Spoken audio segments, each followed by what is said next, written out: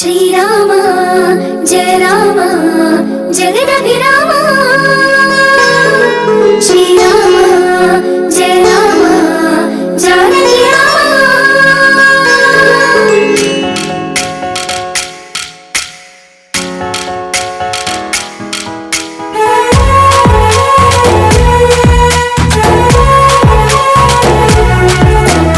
భద్రాద్రి రాముడికి దండం పెట్టి సీతమ్మ తల్లికి హారతి పట్టి జగమంతా జరిగే ఈ పెళ్లి వేడుక మనమంతా చెయ్యాలి సంబరాలిగా ఊరు వాడ తరలి రావాలి బాజా భజంత్రీలు మారు మృగాలి కళ్యాణ వైభోగమే కనులారా చూసొద్దాం రామ రామ రామ రామ జై శ్రీరామ రామ రామ రామ రామ జానకి రామ రామ రామ రామ రామ జై శ్రీరామ బోలో రామ రామ రామ రామ జానకి రామ రామ శ్రీరామ జయ రామ కోదండ రామ రామ శ్రీరామ రఘురామ కళ్యాణ రామ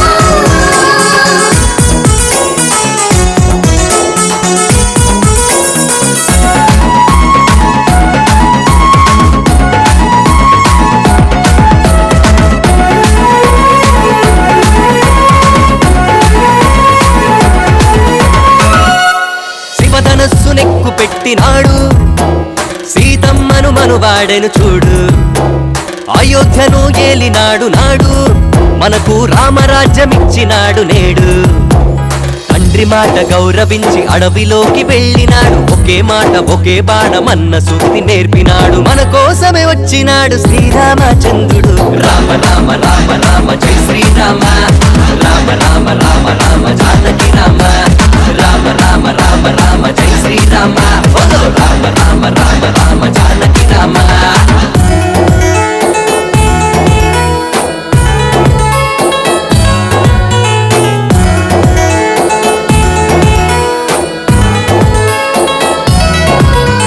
హనుమంతుడు బయలుదేరినాడు జానకమ్మ జాడ తెలుసుకున్నాడు లంకలోకి అడుగు పెట్టినాడు రావణునికి భయము చూపి బయటికొచ్చినాడు సీతమ్మను వెంట తెచ్చి రామయ్యకు ఇచ్చినాడు తన భక్తినంత చూపి రామదూత అయినాడు శ్రీరామనామముని జగతికి నేర్పించినాడు రామ రామ రామ రామ జై శ్రీరామ రామ రామ రామ రామ జానకి రామ రామ రామ రామ రామ జై శ్రీరామ బోలో రామ రామ రామ రామ జానకి రామ భద్రాద్రి రాముడికి దండం పెట్టి సీతమ్మ తల్లికి హారతి పట్టి జగమంతా జరిగే ఈ పెళ్లి వేడుక మనమంతా చెయ్యాలి సంబరాలిగా ఊరు వాడ తరలి రావాలి బాజా భజంత్రీలు మారు మృగాలి కళ్యాణ వైభోగమే కనులారా చూసొద్దాం రామ రామ రామ రామ జై శ్రీరామ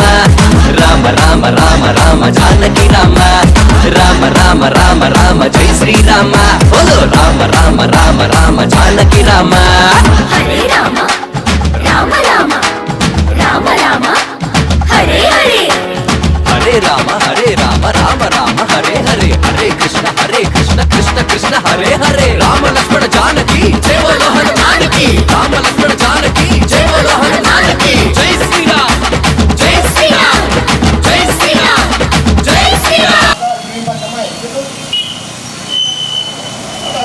నా దగ్గర డబ్బులుంటే రెండు వరుసల్లోనే ఉండాలి.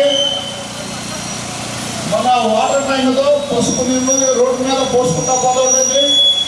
ఆ పసుపు నీళ్ళ మీదుగా మనమంతా కూడా జై శ్రీరామ్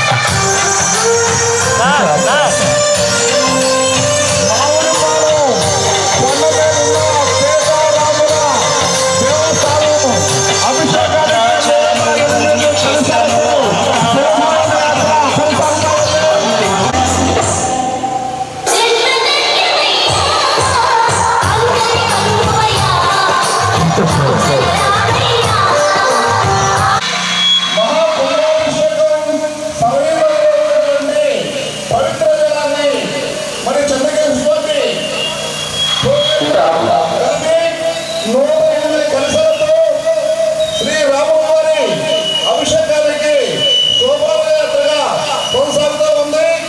ఈ ఒంగోలు దగ్గర పురోహితుల్లో కొనసాగుతూ ఉంది.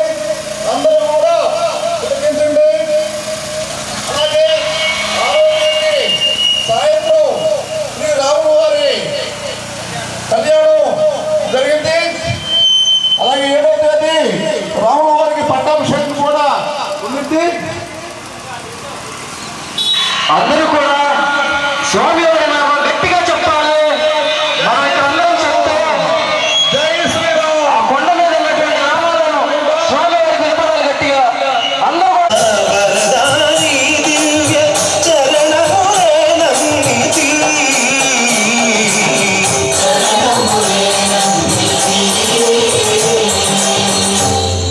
రసపానము చేసేదెందటికో సేవించు శ్రీ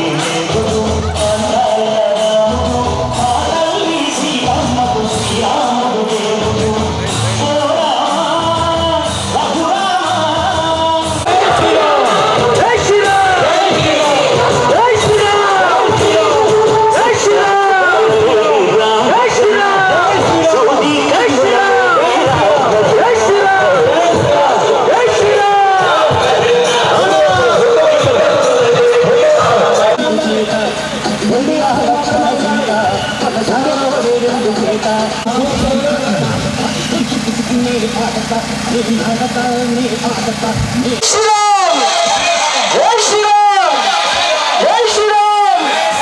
జై శ్రీరామ్ జై శ్రీరామ్ జై శ్రీరామ్ జై శ్రీరామ్. చాలా కష్ట శోభయాత్ర మన కష్ట శోభయాత్ర అభిషేకంగా ఉంది.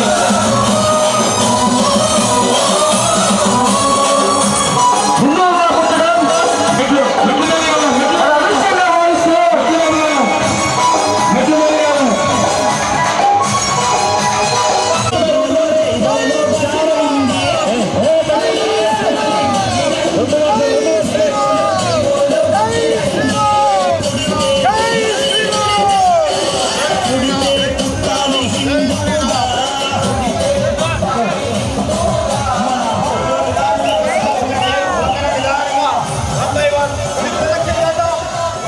మూడు ప్రదక్షిణలు చేసి మూడు ప్రదక్షిణ అనంతరం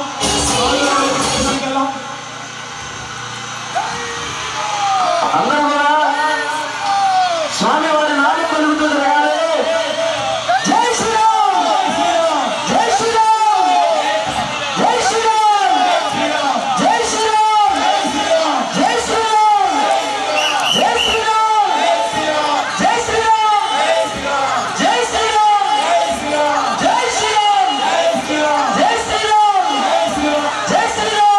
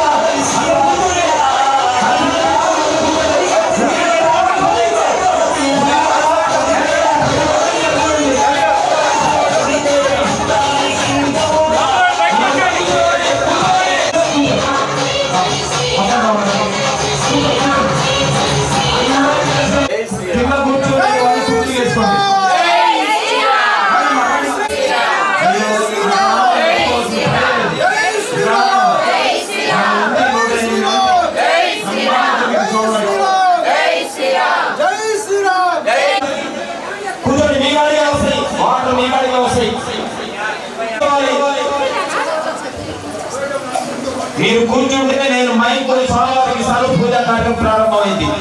మీరు నుంచున్నంతసేపు మైక్ నాగానే ఉండింది.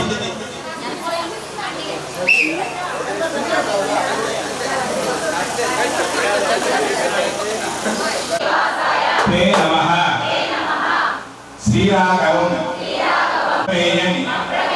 సీతాపతిం రఘుకులాంగయ రత్నదీపం నమామి అస్య శుభదినౌ కోటి బ్రహ్మాండ నాయకస్య ఏతత్ క్షేత్రే భక్తజన సంరక్షణార్థం విరాజమానః శ్రీ సీత లక్ష్మణ హనుమత్ సమేత శ్రీ రామచంద్ర స్వామి దేవత ప్రీత్యర్థం స్వామినః విశేష వసంత నవరాత్రి మహోత్సవ ఆఖ్యంచ కర్మణి. మా అందరూ కూడా మీ యొక్క గోత్రము మీ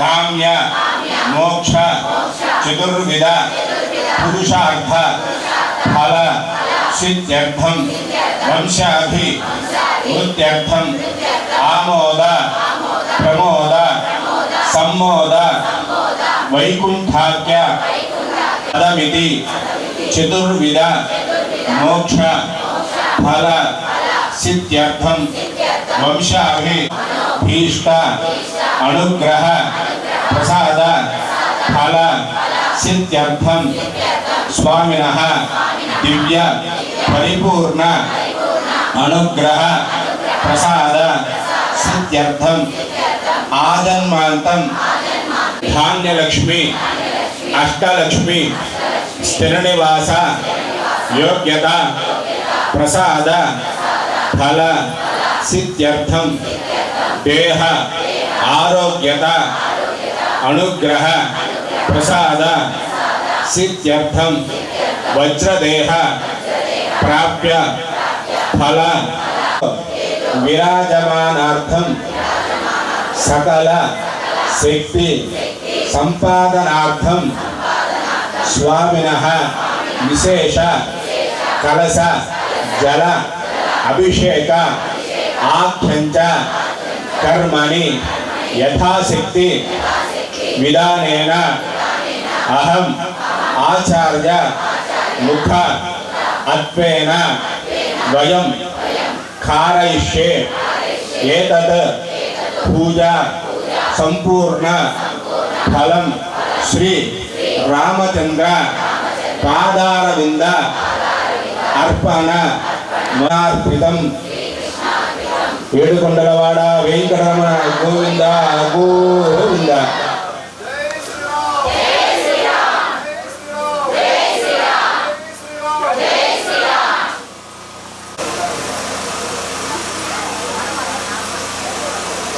వెంకటరమణ గోవింద గోవింద.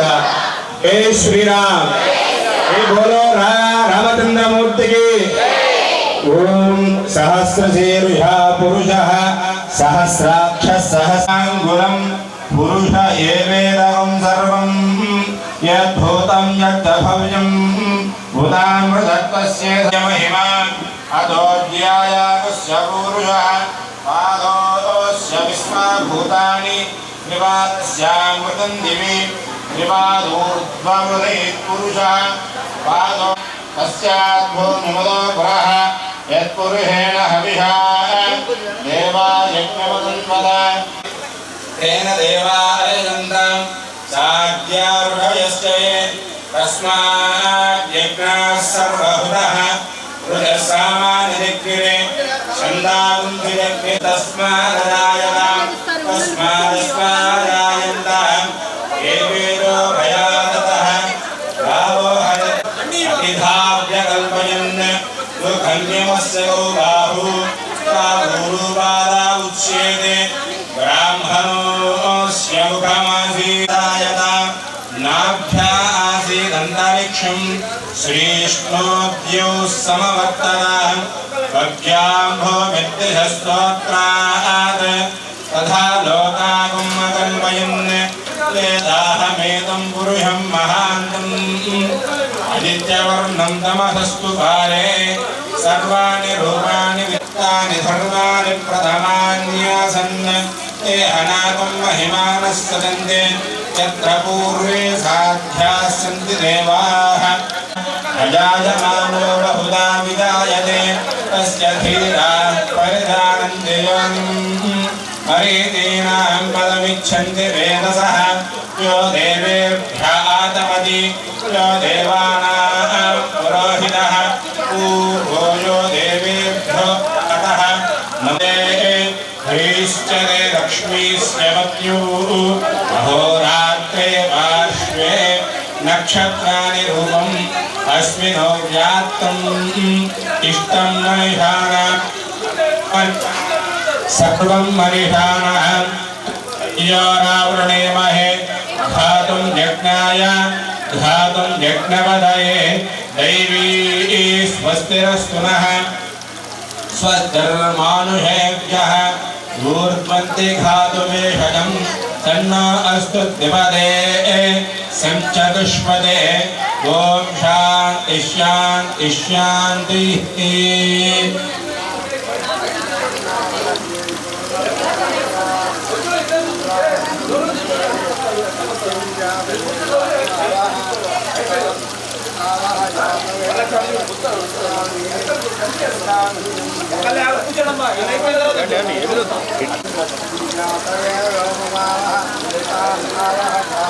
దగ్గరన్నా కొద్దిగా దగ్గరన్నా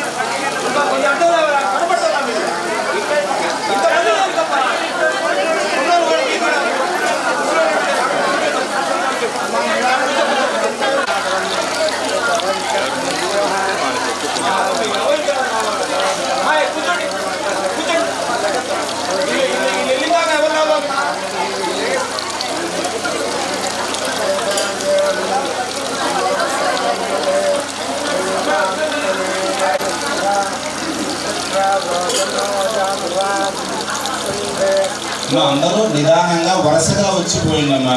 ఇప్పుడు వరుస క్రమంగా వచ్చి ఆ భాగ్యాన్ని అందరూ పొందండి. మీరు తెచ్చిన దానికి ఫలితాన్ని పొందండి. అందరూ కూడా రామనామ స్మరణ చేస్తూ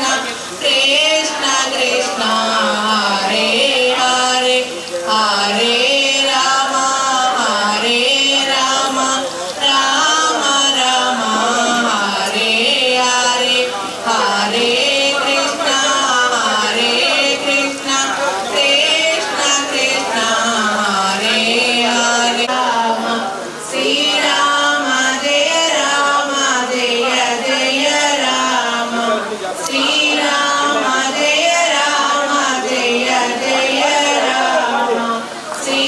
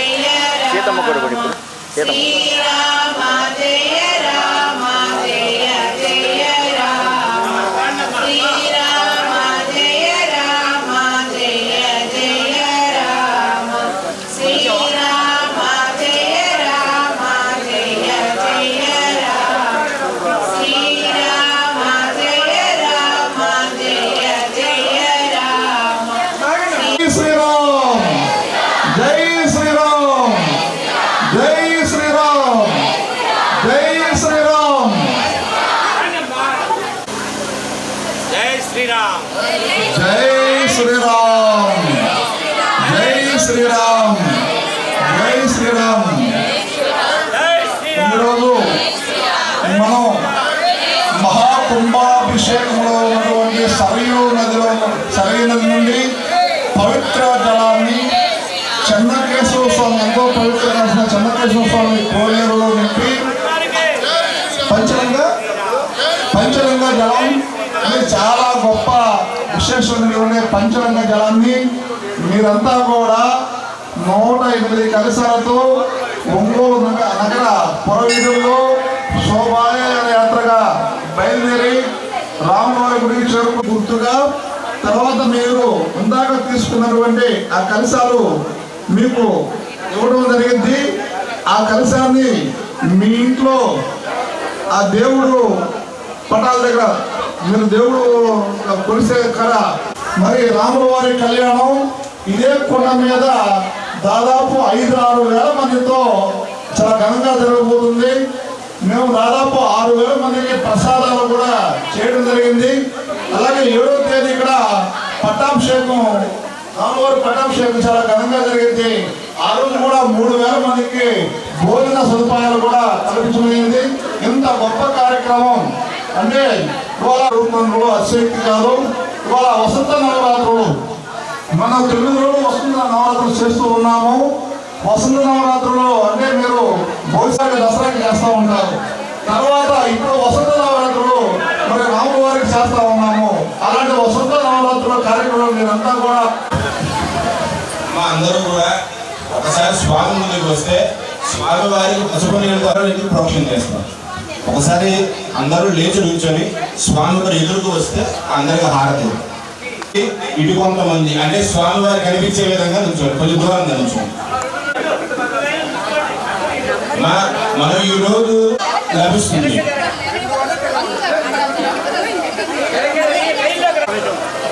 జై శ్రీరామ్ జై శ్రీరామ్ జై శ్రీరామ్ జై శ్రీరామ్ జై శ్రీరామ్ జై శ్రీరామ్ జై శ్రీరామ్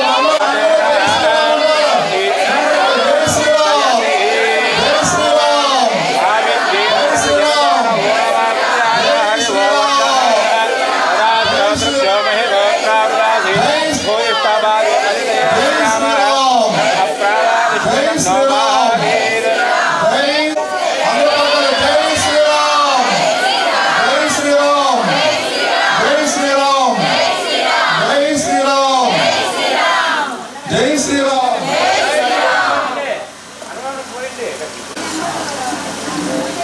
జై శ్రీరామ్. ఈరోజు మనము 108 కలశాలతో రాముల వారిని ఈరోజు మరి రాముల వారికి అభిషేకం చేయడం అంటే అందరూ కూడా స్వామివారి అభిషేకం నేను చదవడం జరిగింది. జై శ్రీరామ్. అలాగే 4వ తేదీ అంటే వసంత నవరాత్రులు ప్రతిరోజు కార్యక్రమాలు జరుగుతూ ఉంటాయి. గోష్ఠి అంటే వాళ్ళ సమూహం ఆ టెంపుల్ వారు మన రామ భజన రామచరిత గానామృతాన్ని ఆ రోజు సాయంత్రం 6 గంటలకి 4వ తేదీ శుక్రవారం సాయంత్రం 6 గంటలకి ఇదే కొండ మీద ఇదే వేదిక దగ్గర ఉంది. వారు కూడా ఇక్కడికి వచ్చున్నారు. అది కూడా మీరంతా మర్చిపోకుండా మరి రామచరిత గానామృతాన్ని ఒకసారి చూస్తే మీకే అర్థం ఏ రకం లేదో మేము చూస్తూ ఉన్నాం. వచ్చిన వాళ్ళందరూ కూడా నిజంగా మాకు చాలా సంతోషం ఉంది, చాలా సంతోషం. ఏ రోజు పేరు అంటూ ఉంటారు. అలాగే 4వ తేదీ మీరు మర్చిపోకండి. అలాగే 6వ తేదీ సాయంత్రం 6 గంటలకి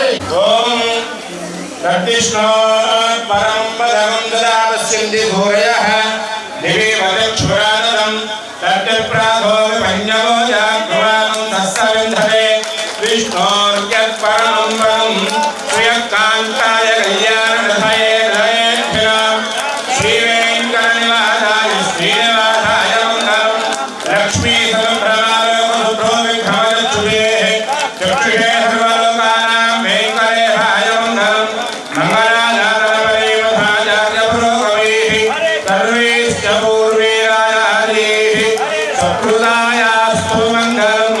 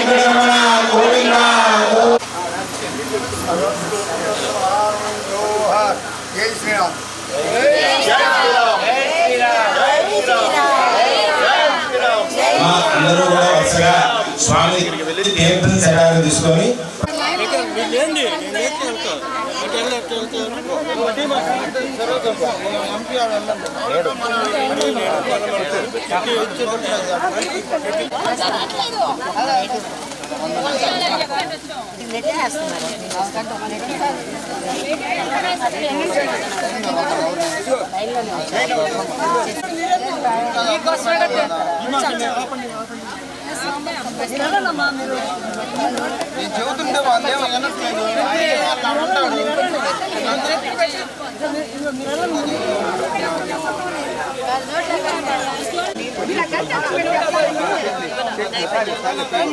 ఇది కొంచెం దూరం పెట్టండి, పెట్టుకున్న టైం వస్తారు.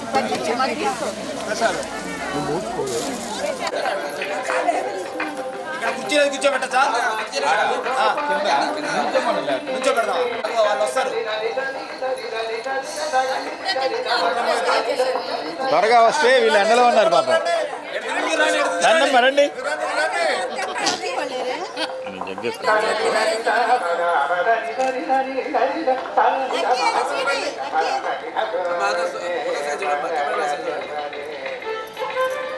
ఇంకా వస్తున్నారా? అంతే. Ready 1 2 3 start.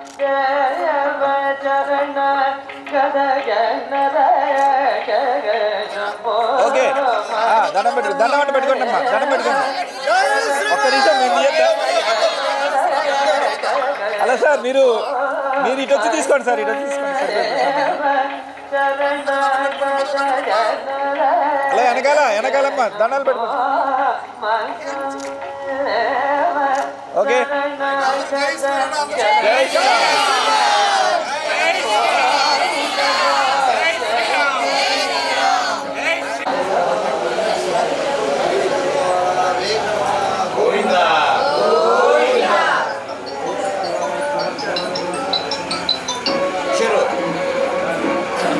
దద్దోజనాలు 5 కేజీలు పులిహార, కొంచెం టేస్ట్ చూసి బాగున్నాయి.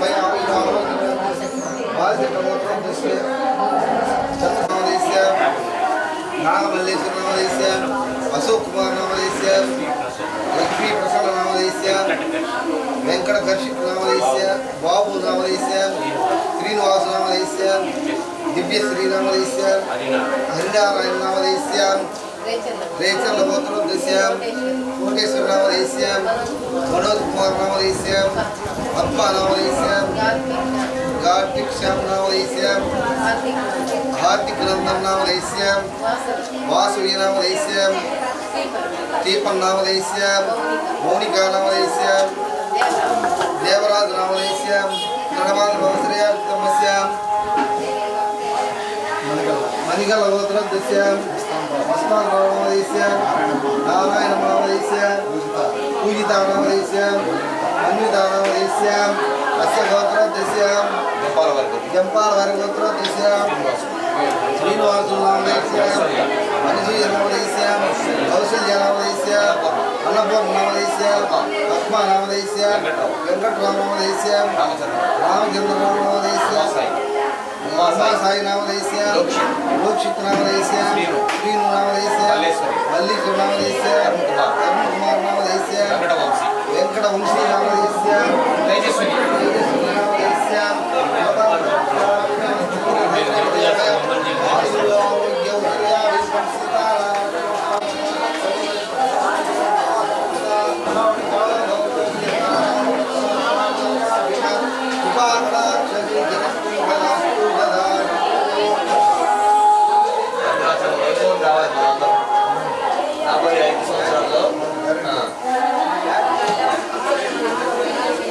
సంవత్సరాల్లో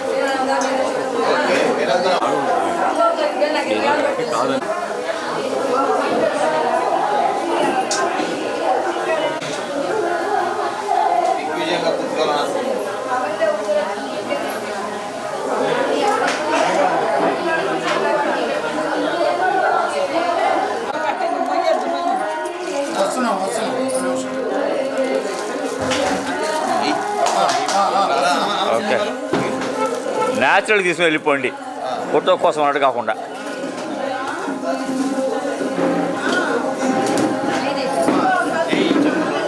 కలశ పూజలో పాల్గొనడం వల్ల తీసుకున్నాం.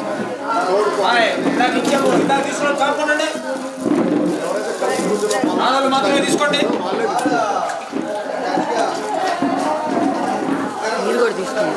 నేను అడిగా కూడా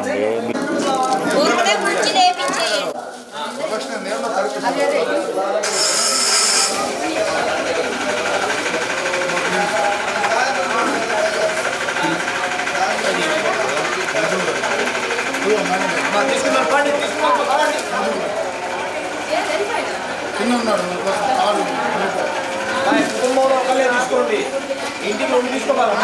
కుటుంబం మంచిది కాదు, రెండు తీసుకుంటే మీకు మంచిది కాదు.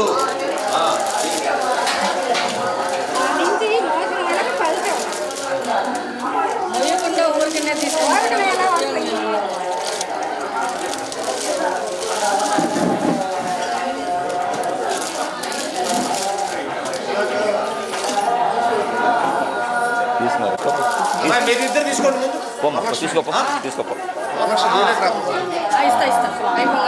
ఓకే అది యూట్యూబ్ ఛానల్ అండి, సబ్స్క్రైబ్ చేయండి. ఓకే, పేరు చెప్పండి. కుమారి 877. ఓకే, రండి. వంట ఎట్లా చేస్తా ఉన్నావు కదా, నేను నమ్మలేదు నీకు.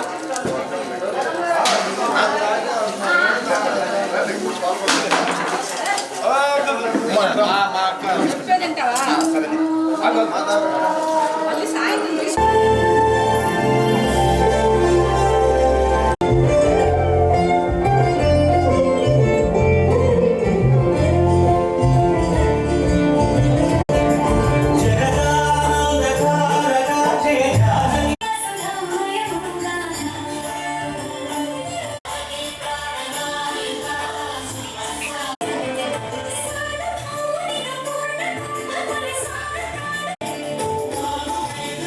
సూర్య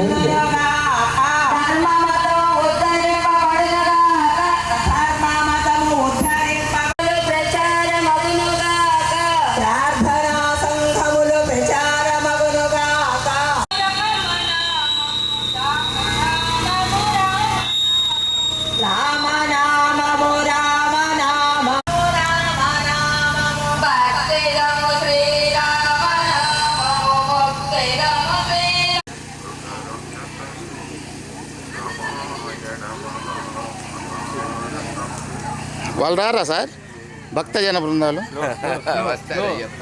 వాళ్ళు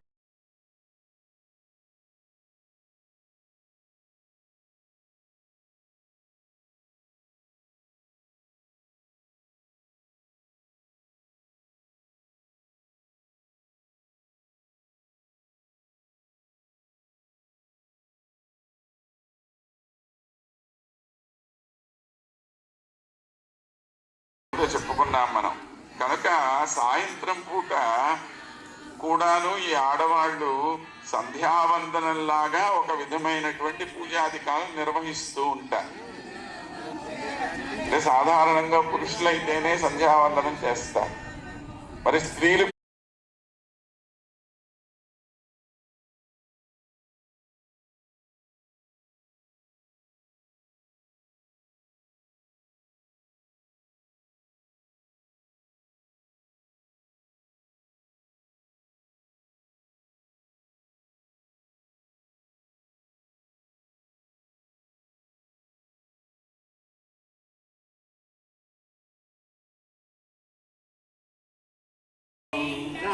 బాగా మాసిపోయినటువంటి వస్త్రాలు ధరించి ఉన్నటువంటి ఆమె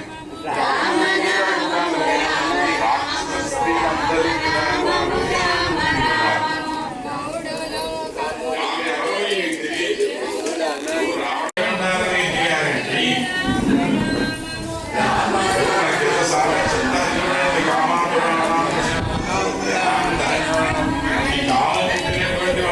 సిగ్గులు అంతా ఉండవు. వీడు అలాంటి వాడు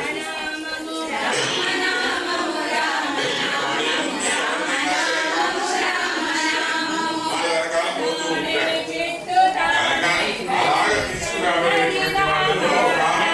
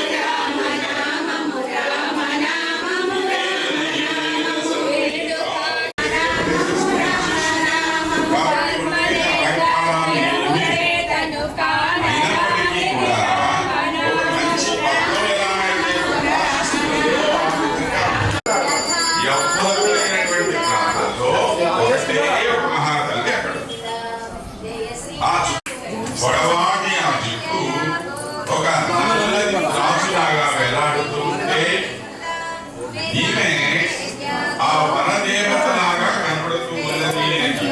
తాం స్మృతి సందిగ్ధాం బుద్ధిం నిపతితామివ నిహతామివ చ. ఆమె ఇంకా ఎలా కనబడుతున్నది అంటే కుదురుతుందా? కుదరదు కదా. ఆ రోజు చూసినటువంటి ఆమె సీతాదేవి అయితే కట్టుకోనుంది కాబట్టి ఒక పోలిక సరిపోయిందే కానీ అన్ని రకాలుగా ఈమె సీత అని చెప్పడానికి ఏమిటి సాక్ష్యం? ఆలోచన చేస్తున్నాడు. మళ్ళాంటి బుద్ధి తక్కువ వాళ్ళమైతే గబగబా నిర్ధారణకు వచ్చేస్తాం ఇది అదే అది ఇదే అని చెప్పి. ఆయన రాడు, మహాబుద్ధిమంతుడు, చక్కగా ఆలోచన, అందుకనే ఆలోచన చేస్తున్నాడు. ఇయం సాయత్కృతే రామః చ స్త్రీ ప్రణష్టే. కారణాల చేత అన్నాడు. మొదటి కారణం ఏమిటి? కారుణ్యాత్, కరుణ వలన. ఎందుకు కరుణ? స్త్రీ నష్టేది కారుణ్యాత్ అన్నాడు. ఒరే పాపం అభం శుభం తెలియనటువంటి ఒక ఆడపిల్ల దూరమైపోయిందే అని దయ. అది ఎవరి మీదైనా ఉంటుంది కదండి. ఇప్పుడు మన ఇంట్లో ఆడపిల్లకి కష్టం వస్తేనే కష్టమా? పక్కింట్లో ఆడపిల్లకి కష్టం వచ్చినా కష్టమే కదా. కాబట్టి ఆ విధంగా సీతాదేవి దూరం అవ్వటము అనేటువంటిది కేవలం ఒక సాధారణమైన స్త్రీకి కలిగిన దుఃఖంగా తాను భావన చేసి ఆ విధంగా ఈమె ఒక సాధారణమైన స్త్రీ కనుక పాపం ఎంత కష్టాలు పడుతున్నదో అని కరుణ చూపిస్తున్నట్ట రాముల వారు. ఇక రెండవది ఆశ్రుతేత్యాం దృశంస్యతః అని చెప్పి అంటున్నారు. ఆ తర్వాత ఈయనకి ఏమిటి శోకం, దుఃఖం కలుగుతోంది. దేని వల్ల దుఃఖము? ఇన్నాళ్ళు నాతో పాటు ఉండి నాతో జీవితాన్ని పంచుకున్నటువంటి ఆమె, అలాంటి ఆమె దూరం అయిపోయిందే అని చెప్పి దుఃఖం. పత్ని నష్టేది శోకేన, ఒరే తనకి ప్రియమైనటువంటి భార్య, తన మీద ఆధారపడినటువంటి ఆమె, ఇలాంటి ఆమెకి కష్టం కలిగితే శోకం. ప్రియేతి మదనేనచ, నాకు అత్యంత ప్రియమైనటువంటి ఆమె కనుక ఆమె మీద ఉండేటువంటి కోరికతోటి మరొక రకమైన దుఃఖం. ఇలాగా 4 రకాలుగా రాముల వారు బాధపడుతున్నాడు కదా.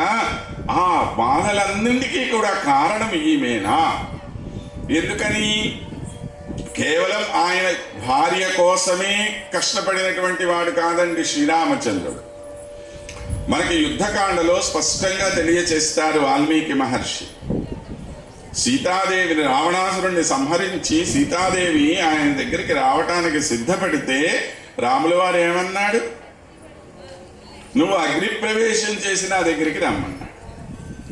ఎందుకు అనాల్సి వచ్చింది? సీతమ్మ మీద అనుమానమా? ఏ మాత్రం అనుమానం లేదు ఆయనకి. సీత అంటే ప్రాణం. మరి అలాంటి ప్రాణప్రియమైనటువంటి సీతాదేవిని ఆ విధమైన పరీక్షకి లోను కమ్మని చెప్పి ఆదేశించడానికి కారణం ఏమిటి? ఏమిటి అంటే కారణం ఆయన యొక్క ధర్మనిష్ట.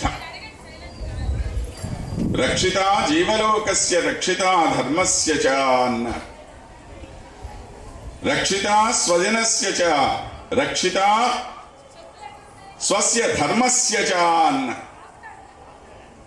రావణాసురుని, శ్రీరామచంద్రుడి యొక్క ధర్మదీక్ష 4 రకాలు. సమస్త లోకాన్ని రక్షించటం తన యొక్క ధర్మంగా భావించేవాడు. రక్షిత జీవలోకస్య రక్షిత స్వధర్మస్య చ ధర్మస్య చ. సాధారణంగా ధర్మాన్ని రక్షించటం ఒకటి, తన ధర్మాన్ని రక్షించుకోవటం ఒకటి. రెండిటికి తేడా ఉంటుంది. ధర్మం రక్షించడం అందరం చెప్తాం, మన ధర్మాన్ని మనం పాటించడం వచ్చేదಕ್ಕೆ మాత్రం అందరం చేతులెత్తేసి వెళ్ళిపోతాం. మన ధర్మాన్ని పాటించేవాడు ఎంతమంది? అయ్యా అమ్మా నాన్నలు బాగా చూసుకో 100 మందికి చెప్తాం. మన ఇంట్లో మాత్రం మన అమ్మని నాన్నని నానా తిట్లు తిడతాం. అది స్వధర్మం, ఇది ధర్మం. స్వధర్మం దగ్గరికి వచ్చేసరికి ఏమో తగ్గిపోతాం. అలా తగ్గనటువంటి వాడు శ్రీరామచంద్రుడు. తన అనుకున్నటువంటి వాళ్ళని రక్షించటం కోసం ఎంత దూరమైనా వెళ్ళేవాడు శ్రీరాముడు.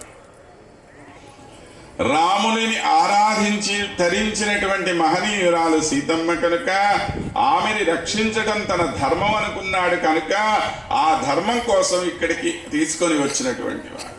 సీతమ్మ కోసం ఇంత కష్టపడినటువంటి వాడు రాముడు. కాబట్టి ఇన్ని రకాలుగా సీతాదేవి ఆయనకి యోగ్యమైంది కదా అనుకుంటున్నాడు.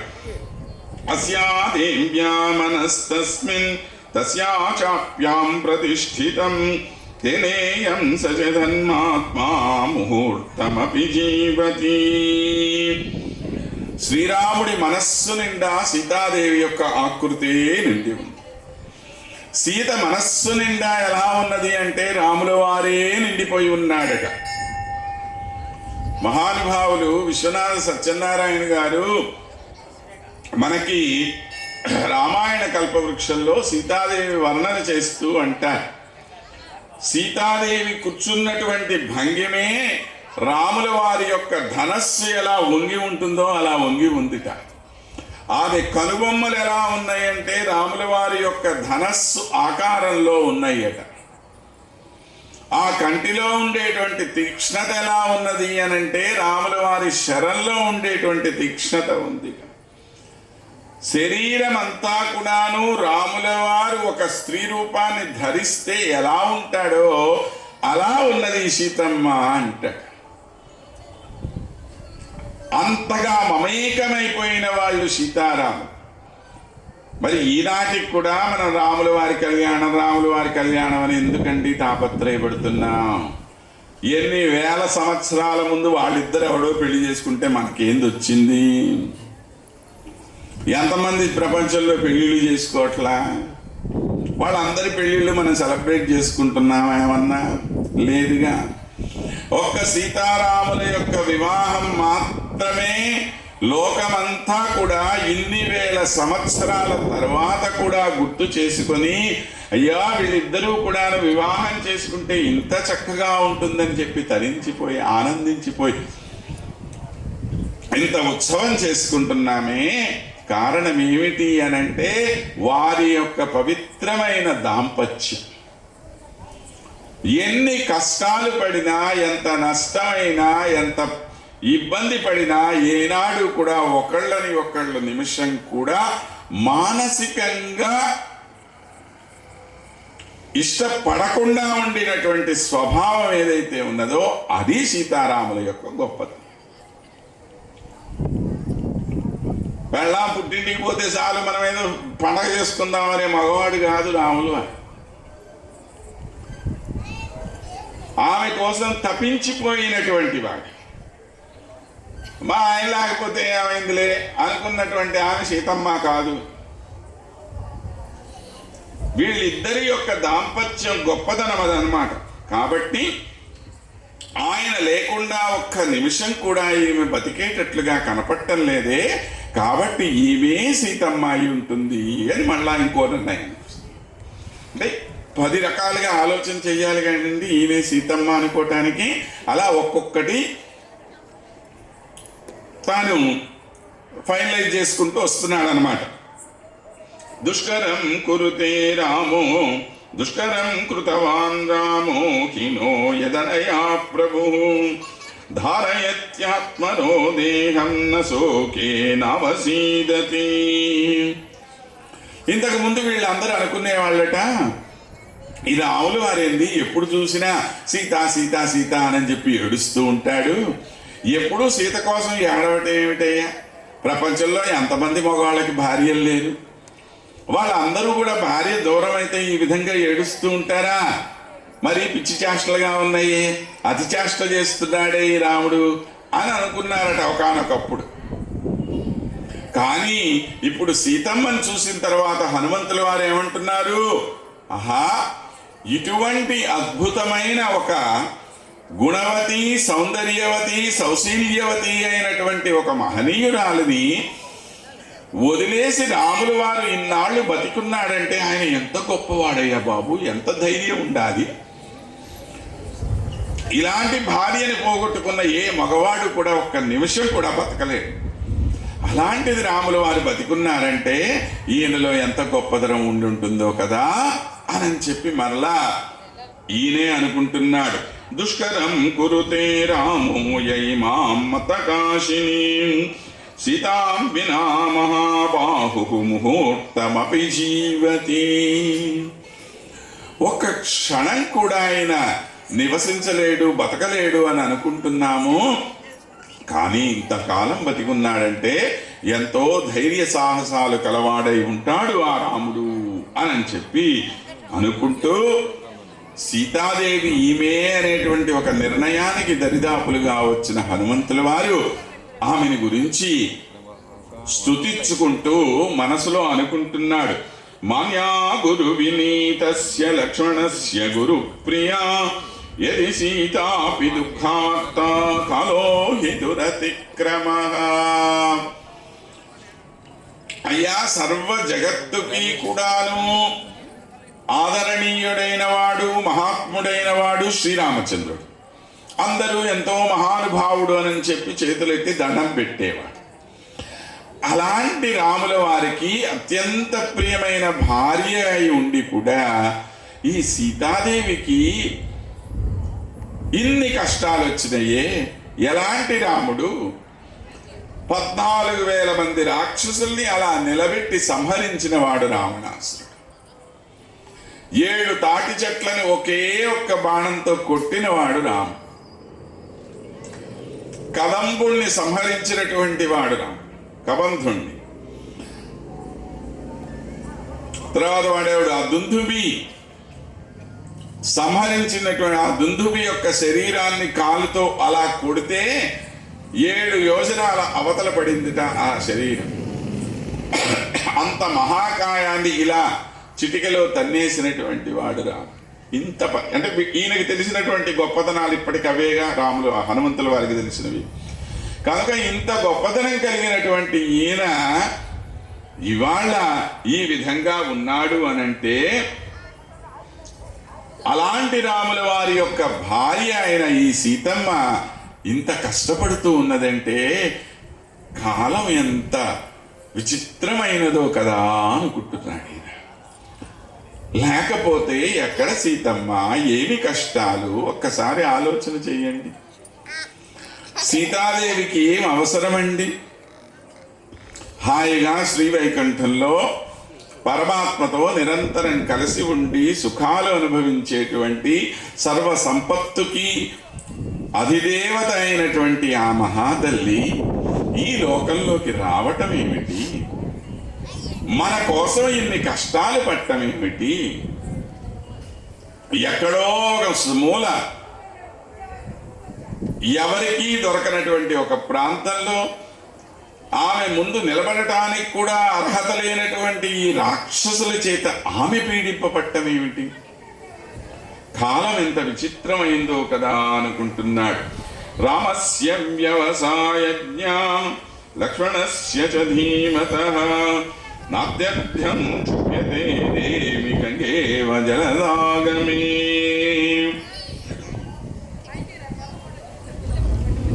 కానీ రాముల వారి యొక్క గొప్ప పరాక్రమాన్ని తెలిసిన ఆమె, తనని నిరంతరము ఆరాధించేటువంటి లక్ష్మణుని యొక్క పరాక్రమాన్ని గురించినటువంటి ఆయన పరాక్రమాన్ని గురించి తెలుసుకున్నటువంటి సీతాదేవి మాత్రం అంతగా క్షోభపడలేదట. అంటే దుఃఖపడుతోంది ఆమె, కానీ మరీ అల్లాడిపోయేటువంటి దుఃఖం ఏమి కనపట్టలేదు ఆమె దగ్గర. ఆమెను చూసి అనుకుంటున్నాడు ఈయన, తుల్యశీలభయో వృత్తాం తుల్యాభిజన లక్షణాం రాఘవోర్హతి వైదేహీం ప్రియం చ అసితేక్షణాం. రాముల వారికి సీతమ్మకి ఇద్దరికీ కూడా కులం ద్వారా చూసిన, వయస్సు ద్వారా చూసిన, అందం ద్వారా చూసిన, సాముద్రిక లక్షణాల ద్వారా చూసిన ఇద్దరూ కూడా ఒకళ్ళకి ఒకళ్ళు మంచి జోడి. రాముల వారు ఎంత అందగాడో సీతమ్మ అంతకు మించిన అందగత్తె. ఆయన ఇక్ష్వాకు వంశంలో పుడితే ఈమె జనక కులంలో పుట్టినటువంటి ఆమె. ఇలా అన్ని విధాలుగా యోగ్యురాలు. కానీ రాముల వారి కన్నా సీతమ్మ ఒక్క విషయంలో ఎక్కువ. ఏమిటి అంటే ఇయం చ అసితేక్షణ అంటాడు. ఈమె నల్లని కన్నులు కలిగినటువంటిది అని.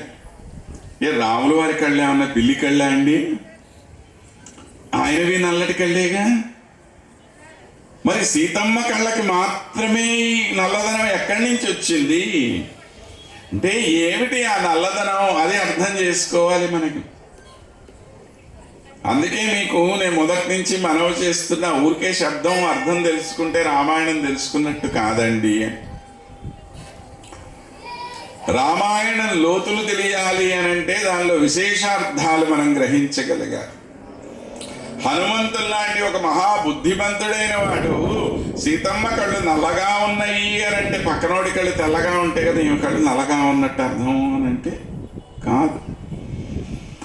ఈమె కళ్ళల్లో ఉండే ఆ నలుపుదనానికి ఏమి అర్థము అంటే కరుణామూర్తి అయిన ఆమె. ఈమె ఆ కరుణ అంతా కూడా కళ్ళల్లో అలా ప్రస్ఫుటిస్తూ ఉంటుంది. కొంతమంది మహాతల్లుల్ని చూడండి, వాళ్ళని చూడగానే 2 చేతులు ఎత్తి దండం పెట్టాలి అనిపిస్తుంది. ఒక ఆమెను చూస్తే మొట్ట బుద్ధి అయింది, ఇంకొక ఆమెను చూస్తే పెట్ట బుద్ధి అయిందని మనకు సామెత కదా. ఎందుకు పెట్టబుద్ధి అవుతుంది, ఎందుకు మొట్టబుద్ధి అవుతుంది?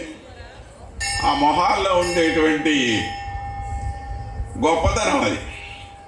ఓ మహాతల్లిని చూస్తే మొహం చిటపట్లాడిస్తూ ఉంటుంది. మనం ఏం చేస్తాం? చాలే తల్లి పోయి రావమ్మా.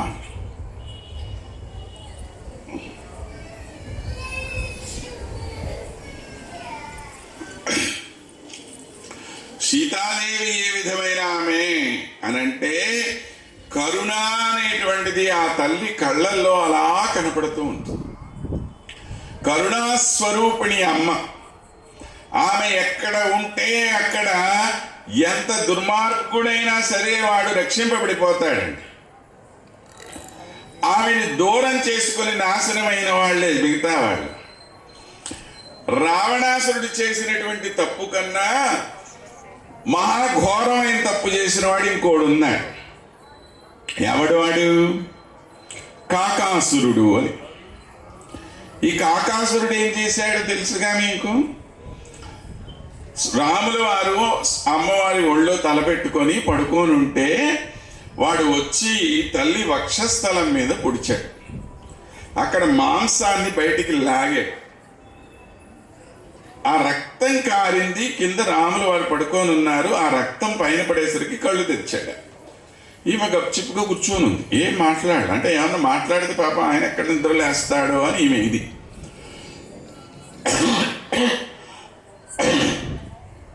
లేచాడు రాముల వారికి చూసి చాలా కోపం వచ్చింది ఆయన.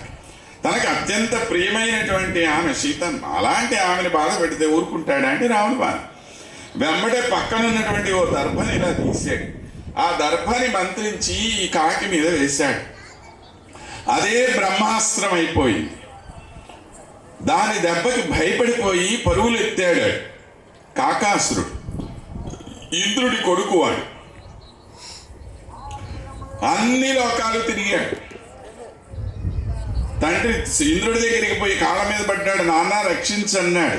ఒరే వదిలినటువంటి వాడు రాముడురా. రాముడు వదిలిన బాణాన్ని ఆపగలిగే శక్తి నాకు ఎక్కడుంది, పో వదిలికి అన్నాడు. బ్రహ్మదేవుడి దగ్గరికి పోయాడు. తాతగారు ఏమిటండి బాబు నన్ను రక్షించండి అన్నాడు. అయ్యా అస్త్రం నా పేరున ఉన్నా కూడా వదిలిన వాడు రాముడు, కాబట్టి రాముడి చేత వదిలిన బ్రహ్మాస్త్రాన్ని ఆపగలిగినటువంటి తరం బ్రహ్మకు కూడా కాదు అన్నాడు.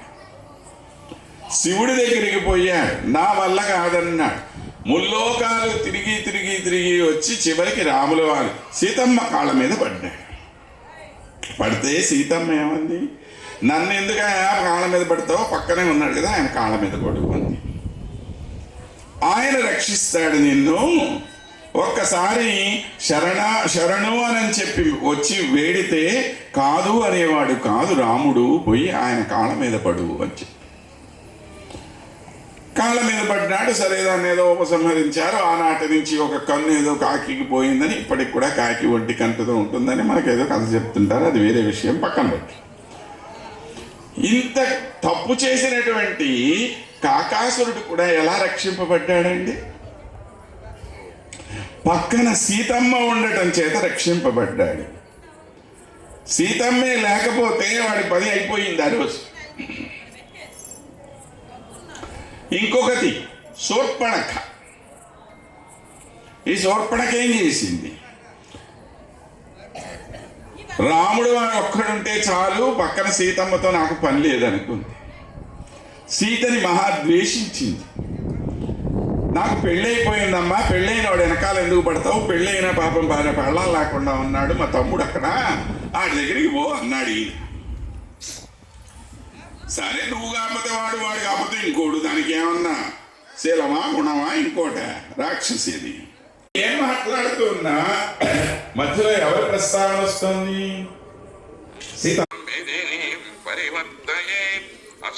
వారు ఇంతకు ముందు ఒక మాట అన్నాడు. సశైలం ధరణీం పరిపృత్యామ్యహం అని అంటాడు రాముల వారు. మరి భూమండలం మొత్తాన్ని కూడా ఒక చేస్తానని రాముల వారు అన్నారు అంటే అలాంటి వినాల్సినటువంటి విషయం ఊళ్ళో విషయాల తర్వాత మాట్లాడుకుంటూ కూర్చొని వినండి. ఆచార్యోదయం